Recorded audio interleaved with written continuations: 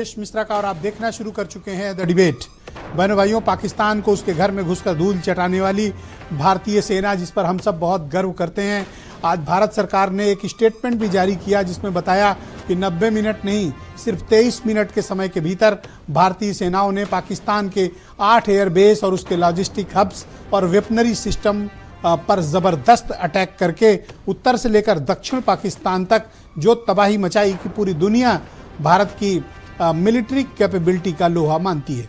बहनों भाइयों, भारत ने अब अपनी नई रक्षा नीति घोषित की है।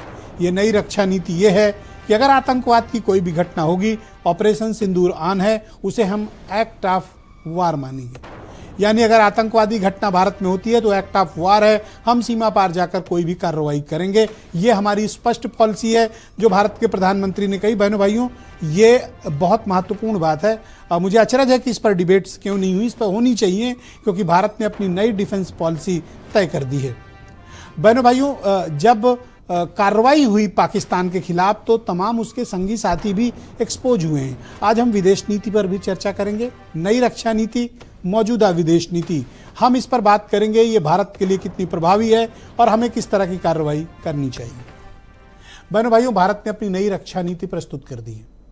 ये रक्षा नीति ये कहती है आतंकवाद की कोई भी घटना भारत में एक्ट ऑफ वार माना जाएगा, यानी युद्ध की घटना मानी जाएगी। तो अब से अगर भारत में कोई भी आतंकवादी घटना होती है तो ये युद्ध में तब्दील होगी, यानी हमें वार के लिए हर क्षण तैयार रहना पड़ेगा। हर वक्त भारतीय सेनाओं को और प्रत्येक भारतवासी को, हमारे पूरे इंफ्रास्ट्रक्चर को, हमारे मिलिट्री इस्टेब्लिशमेंट्स को और हमारे सभी मोर्चों पर हमें अब तैयार रहना होगा। क्योंकि भारत सरकार ने यानी प्रधानमंत्री ने आदमपुर एयरबेस में से देश को संबोधित करते हुए बात कही थी कि किसी भी प्रकार के आतंकवाद की घटना अब एक्ट ऑफ वार है, यानी हम पाकिस्तान के खिलाफ निर्णायक कार्रवाई के लिए बिल्कुल तैयार हैं कि अगर दोबारा से इस तरह की घटना हुई तो निश्चित तौर पर भारत को अटैक करने में या उसी तरह की कार्रवाई करने में क्षण मात्र भी विलंब नहीं लगेगा, क्योंकि अब यह हमारी डिफेंस पॉलिसी का हिस्सा है। अगर आतंकवाद हुआ, कहीं घटना हुई, तो ये एक्ट ऑफ वार है। ये पहला प्रश्न है। यानी हमारी सैन्य तैयारियां युद्ध के हालात के लिए अब एकदम अलर्ट रहेंगी। सामान्य तौर पर आर्मी युद्ध के लिए इस तरह से हर वक्त तैयार नहीं रहती, लेकिन अब चूंकि भारत की स्टेट पॉलिसी हो गई है, वो स्टेट पॉलिसी इस बात को कहती है कि ये एक्ट ऑफ वार है। तो क्या हम हर वक्त वार के लिए तैयार हैं भारतीय सेनाएं? जवाब है हाँ, क्योंकि हमारे आसपास के हालात ऐसे हैं बहनों भाइयों कि हम एक तरफ चीन से घिरे हुए हैं, दूसरी तरफ पाकिस्तान से, इधर बांग्लादेश में भी जो हालात और जो नई कट्टर हुकूमत आई हुई है वो भी भारत के खिलाफ है। हम आसपास दुश्मनों से घिरे हुए हैं। सिर्फ आसपास ही नहीं, हमारे पास टर्की जैसे छिपे हुए दुश्मन थे जिनके मुखौटे सामने आ गए। हमारे पास अजरबैजान जैसे भी कंट्रीज थी, जो हालांकि उनकी सैन्य औकात कुछ है नहीं ना, उनका कूटनीतिक कोई उनकी वैल्यू है, लेकिन वो भी हमारे खिलाफ हैं।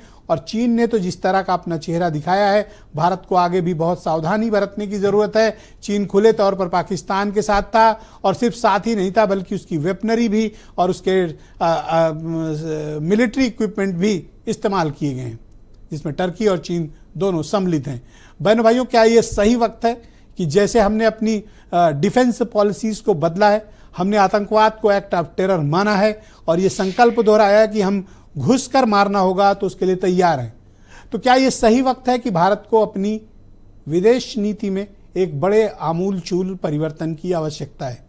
बहनों भाइयों, फैंटेसी डिबेट्स या तमाम सूत्रों के हवाले से इधर उधर की वाहियात चीज़ों पर बात करने से बेहतर है कि हमें इस देश की रक्षा नीति और विदेश नीति पर एक गंभीर चर्चा करनी चाहिए। यह गंभीर चर्चा देश के लिए भी ज़रूरी है और हमारी एकता, अखंडता, संप्रभुता के लिए भी उतनी ही आवश्यक है, क्योंकि दुनिया भर में कुछ ऐसे देश हमारे खिलाफ खड़े हुए हैं जिनकी हमने उम्मीद नहीं की थी। हमें उन्हें जवाब देने और उनके खिलाफ भी कार्रवाई या उनके खिलाफ भी कूटनीतिक, राजनीतिक जो भी कदम उठाने हों, हमें उसके लिए तैयार रहना है। बहनों भाइयों, यूरोप शांत था।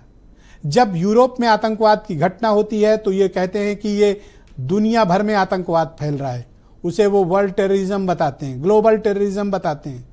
यानी जब उनके घर में आतंकवादी हमला होगा तब उसे वो आतंकवाद कहते हैं, अगर भारत में होता है तो उसे वो बंदूकधारी या चरमपंथी या सिपरेटिस्ट ऐसे कहकर उसे हल्का करने की कोशिश करते हैं। यूरोप आतंकवाद को आतंकवाद तब मानता है जब उसकी धरती पर हो, और उसकी धरती के बाहर कहीं हो तो उसे वो रीजनल प्रॉब्लम्स या सिपरेटिस्ट या चरमपंथी ताकतें या बंदूकधारी जैसे शब्द का इस्तेमाल करता है। ये यूरोप का एक घिनौना चेहरा है। अमेरिका का जो कुछ भी रोल इस बीच रहा है, बहनों भाइयों, उस पर ओपनली डिस्कशन होना चाहिए, क्योंकि अमेरिका जिस तरह का व्यवहार कर रहा है वो भारत के हितों के लिए बेहतर नहीं है। हमें उसके बारे में चर्चा, चिंतन और पॉलिसीज में भी हमें उसे अपने रिफ्लेक्ट करना चाहिए। तुर्की का जो रोल था, हमने उसे फ्रेंडशिप की कोशिशें की। उनके यहाँ जब बहुत बड़ा भूकंप आया, आधा तुर्की बर्बाद हो गया था, तब भारत ही वो पहला देश था जिसने मदद भेजी थी। लेकिन कुछ लोगों को मदद हजम नहीं होती है। एक हमारे यहाँ कहावत है कि किसी एक एनिमल को घी हजम नहीं होता है, शायद टर्की के साथ ऐसा ही होगा। अजरबैजान जैसा एक कमजोर मुल्क जिसके पास न सैन्य ताकत है, न सामरिक ताकतें हैं, न राजनीतिक स्थिति है, वो फिर भी हमारे खिलाफ खड़ा रहा। और चीन ने तो स्पष्ट बयान दिया कि वो पाकिस्तान के साथ है। तो क्या पाकिस्तान को इस बात का हक चीन देना चाहता है कि हमारे यहाँ वो आतंकवादी घटनाएं करें, निर्दोषों को मारें, हमारे यहाँ खून बहाए? क्या चीन की ये स्टेट पॉलिसी है कि वो किसी भी दूसरे देश में आतंकवादी घटनाओं को वो उचित मानता है? अगर चीन के भीतर ये घटना होती तो वो उसे क्या मानता? क्या वो आतंकवाद नहीं था? ये चीन का दोहरा रवैया, ये हमारे साथ खिलाफत, बहनों भाइयों, ये गंभीर विषय है। इस देश की विदेश नीति, रक्षा नीति और युद्ध, यह कोई राजनीतिक बहसबाजी का विषय नहीं है, यह गंभीर चिंतन का विषय है। हमारी मीडिया को भी, बुद्धिजीवी वर्ग को भी, आम लोगों को भी, सत्तारूढ़ दल हों, प्रतिपक्ष हों, हमारी संस्थाएं हों, हमारे डिप्लोमेट्स हों, हमारे मिलिट्री एक्सपर्ट्स हों, इन सब को गंभीर चिंतन करके इस पर एक सोल्यूशन पर पहुंचने की ज़रूरत है। क्योंकि आज भारत जिस मुहाने पर खड़ा है, हमें निर्णायक कार्रवाई की ज़रूरत है, क्योंकि हमारी प्रगति, हमारी अर्थव्यवस्था, हमारे अचीवमेंट्स ये दुनिया के कुछ मुल्कों को बहुत परेशान कर रहे हैं और वो हमें अस्थिर करने की कोशिशें कर रहे हैं। बहनों भाइयों, असली दुश्मन को पहचानने की ज़रूरत है, बजाय हमें आपस में लड़ने के सांप्रदायिक आधार पर या राजनीतिक आधार पर या वैचारिक आधार पर। हमारा दुश्मन एक है, ये बात आप सबको ध्यान रखने की ज़रूरत है। कुछ बयान सुने आप, फिर आज की डिबेट को हम आगे बढ़ाएंगे। कंट्रीज ने जो पाकिस्तान को सपोर्ट करा है, जिसमें अजरबैजान और टर्की हैं, इनके अगेंस्ट हमारी पूरी इंडस्ट्री ने बाइकॉट अपील करी है।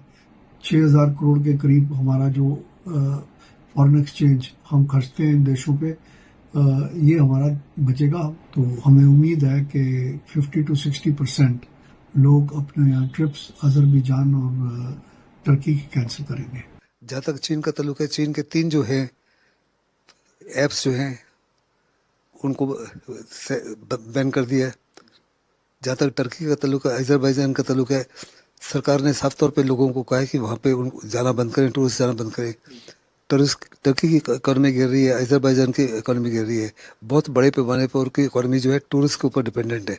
ऐसे में अगर टूरिस्ट हिंदुस्तान से नहीं जाएंगे तो उनका वही हाल होगा जो मालदीव का हुआ था। पाकिस्तान को मदद करने के लिए 3 देश बड़ी सीधी तरह खड़े हुए थे, एक चीन, एक तुर्की और एक अजरबैजान। भारत की खिलाफी बरखिलाफी बढ़ती जा रही है।